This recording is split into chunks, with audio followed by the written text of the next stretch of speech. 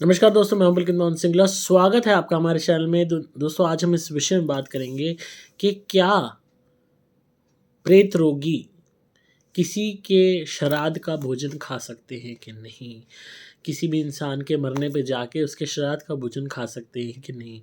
दोस्तों, हालांकि मैं हमेशा से मना करता हूं कि जो भी प्रेत रोगी हैं जिनको भूत प्रेत ब्याधा है वो लोगों के मरने में ना जाए। हालांकि हम सामाजिक लोग हैं और ऐसा मुमकिन नहीं है, और हमेशा ये कहावतें होती हैं कि भले ही खुशी के मौके में जाओ या ना जाओ, पर मरने में किसी के ज़रूर जाओ। पर जहाँ प्रेत रोगी की बात होती है, मैं हमेशा से इस बात को चेताता हूँ कि आप किसी की डेथ में मत जाइए, क्योंकि आपका शरीर झूठा है और आप इजीली कोई भी स्पिरिट पोजेशन आपके साथ हो सकता है। आप मल्टीपल स्पिरिट्स पोजेशन के शिकार हो सकते हो।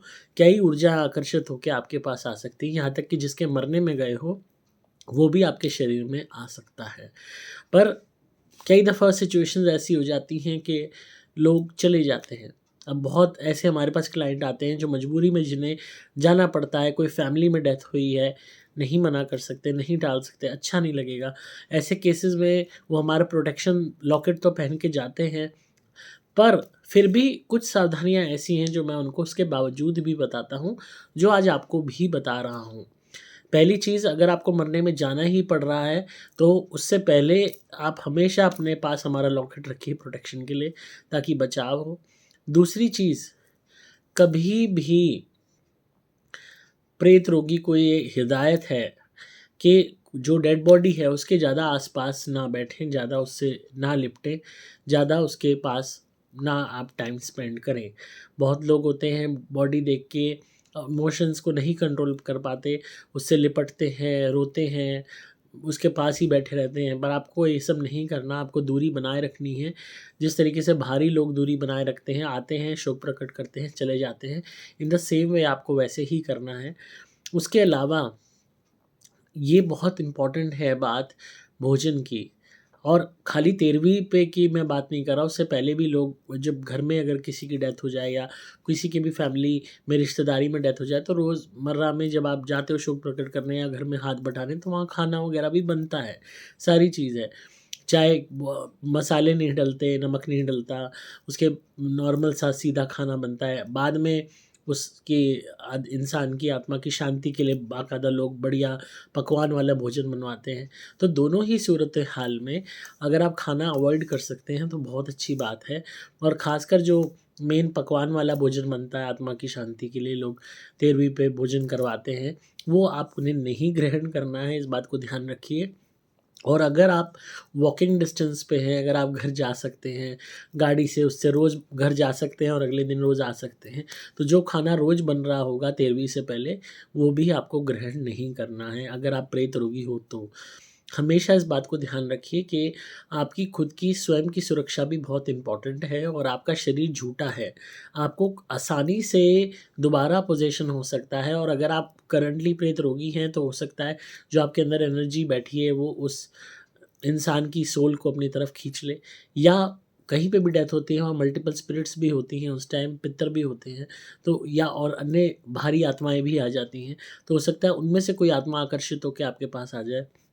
और क्योंकि सबसे इम्पोर्टेंट माध्यम होता है भोजन। भोजन की लालसा हर एक प्राणी को इस दुनिया में है, हर एक जीव जंतु को है, हर एक आत्मा को है, और मनुष्य की आत्मा का तो कहना ही क्या।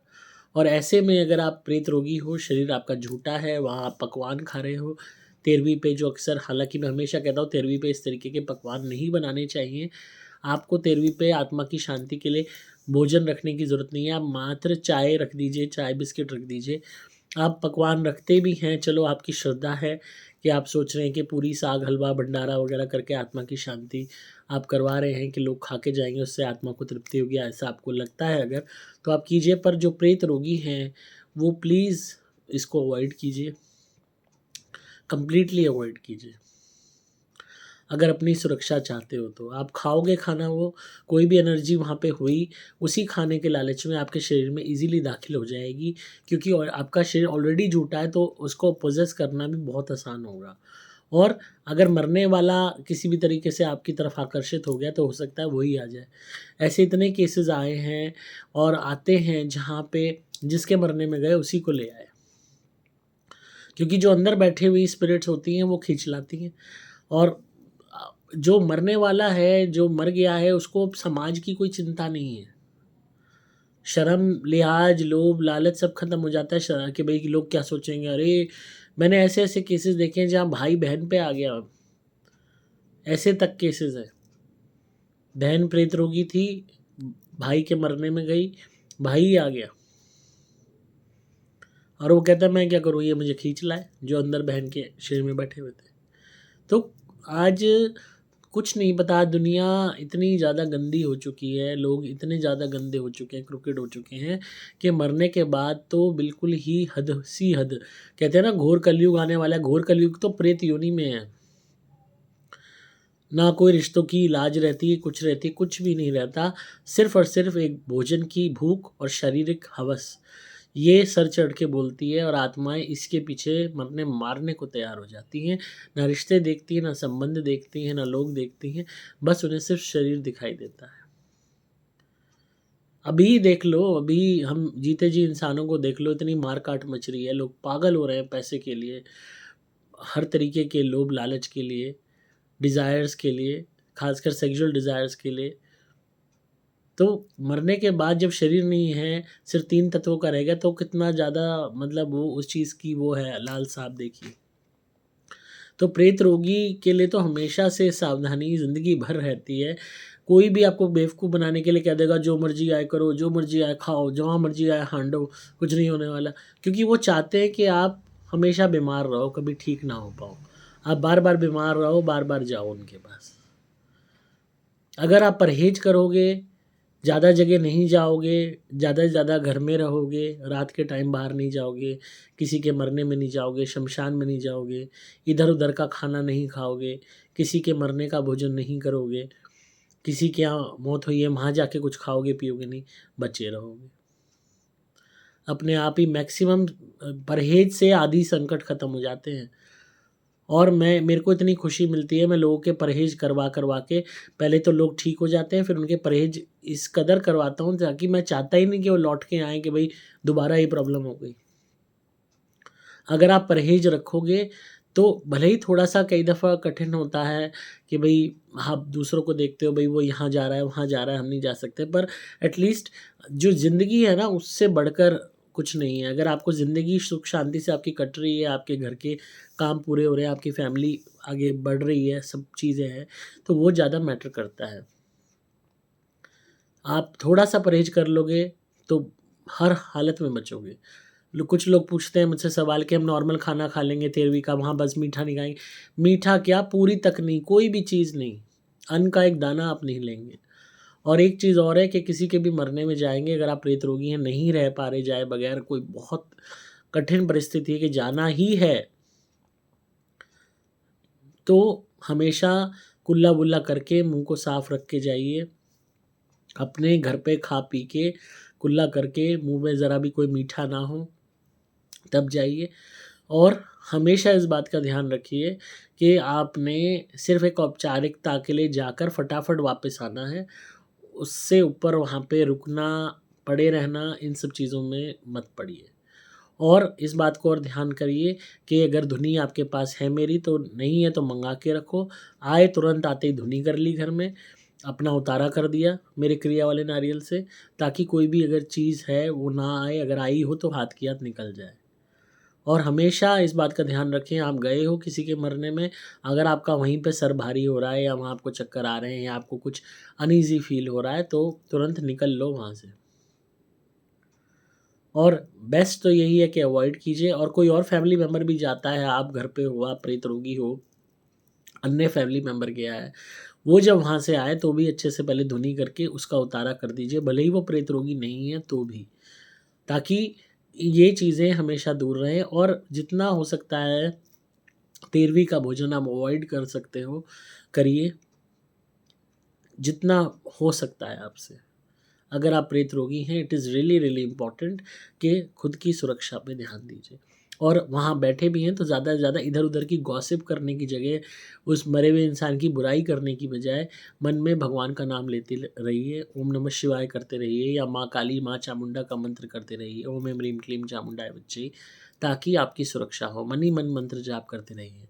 ये बहुत इम्पोर्टेंट है। और जितना हो सके हमेशा खुद को पवित्र रखिए, साफ रखिए। प्रेत रोगी हैं, ऊपर से मेंसेस में हैं, महिला हैं तो बिल्कुल मत जाइए। हर हालत में आपको अपना बचाव करना है, बाल बांध के जाना है और किसी भी तरीके का सौंदर्य प्रसाधन लगाना नहीं है।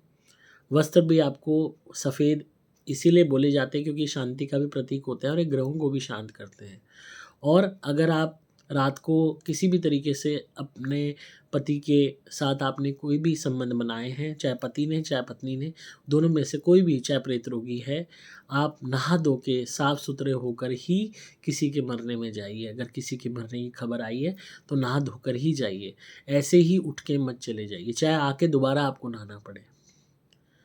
पर शरीर को बिल्कुल साफ करके जाइए नहा धो के, ताकि किसी भी तरीके की ऐसी स्मेल ना आए शरीर से कि कोई भी एनर्जी आपकी तरफ आकर्षित हो। तो ये कुछ सावधानियाँ अगर आप रखेंगे तो हमेशा बचे रहेंगे। और हमारा लॉकेट ज़रूर पहनिए अपनी प्रोटेक्शन के लिए, घर में धुनी करते रहिए, चाहे सुपर स्पेशल एक्स्ट्रा कीजिए, हमेशा बचाव होगा। और नारियल हमारे हमेशा मंगा के रखिए अपने पास, कभी भी ऐसी कोई सिचुएशन है अपना उतारा कर लिया, नारियल जला दिया, ताकि आप बचे रहो। और वैसे तो हमेशा यही कहूँगा कि जाना अवॉइड कीजिए, जा रहे हो तो वहाँ पे कुछ भी खाने-पीने से प्लीज़ बचिए। जितना ज़्यादा बचेंगे उतना ज़्यादा आपका बचाव होता रहेगा, उतना ज़्यादा आप हर तरीके की विपदाओं से बचेंगे। तो आई होप आपको आज की वीडियो पसंद आई होगी, तो इसी तरह सुनते रहिए, प्यार देते रहिए, सब्सक्राइब कीजिए चैनल को। अगर आप भूत-प्रेत ब्यादर से परेशान हैं, कोई भी ब्लैक मैजिक आप पे करता है, तो हमारी धुनी मँगाइए सुपर स्पेशल एक्स्ट्रा, घर में जलाइए। अपनी प्रोटेक्शन के लिए हमारा लॉकेट पहनिए ताकि आपकी रक्षा हो। आपको धुनी के लिए या लॉकेट के लिए सिंपली मोबाइल नंबर 8130331007 पे संपर्क करना होगा। नंबर दोबारा बोल रहा हूँ 8130331007। अगर बहुत ज़्यादा गुस्सा आता है और राहु, मंगल, शनि, केतु, चंद्र ये ग्रह आपके पीड़ित हैं कुंडली में, या मंगल बद है, तो आप हमारा शेरमुखी कड़ा ज़रूर धारण कीजिए। इसमें शक्ति आती है जो मैं देता हूँ, वो पहनने मात्र से आपके ग्रह भी शांत हो जाएँगे, काम भी चलने लगेगा और हर तरीके के जो मंगल बद है या गुस्सा आता है वो ठीक हो जाएगा। जिनको बहुत गुस्सा आता था, आधे से ज़्यादा गुस्सा तो कड़ा पहनते ही ख़त्म हो गया। ये आपके साइज़ के हिसाब से बन के आएगा, अभिमंत्रित होगा, इसमें शक्ति आएगी और पहनते ही कमाल दिखाएगी। आपको अगेन जो नंबर मैंने बताया है 8130331007, इस पे आपको कॉन्टैक्ट करना होगा व्हाट्सएप मैसेज द्वारा या कॉल करके, आपको सारी डिटेल्स आ जाएँगी। डिस्क्रिप्शन में आपको डिटेल्स मिल जाएँगी वीडियो के नीचे। मैं हूँ आपका दोस्त पुलकित मोहन सिंगला। लाइक कीजिए, शेयर कीजिए वीडियोज़ को, ज़्यादा से ज़्यादा कमेंट्स में बताइए वीडियो कैसी लगी। आपके कोई भी सवाल हैं तो आप हमें ईमेल कर सकते हैं, या आप कंसल्टेशन लेना चाहते हैं तो दिए गए नंबर पे आप कंसल्टेशन के लिए बुकिंग ले सकते हैं। मैं उसमें आपसे फ़ोन पे बात करूँगा और आपको पर्सनलाइज़्ड रेमेडीज़ भी बताऊँगा। तो इसी तरह सुनते रहिए, प्यार देते रहिए। मैं हूँ आपका दोस्त पुलकित मोहन सिंगला।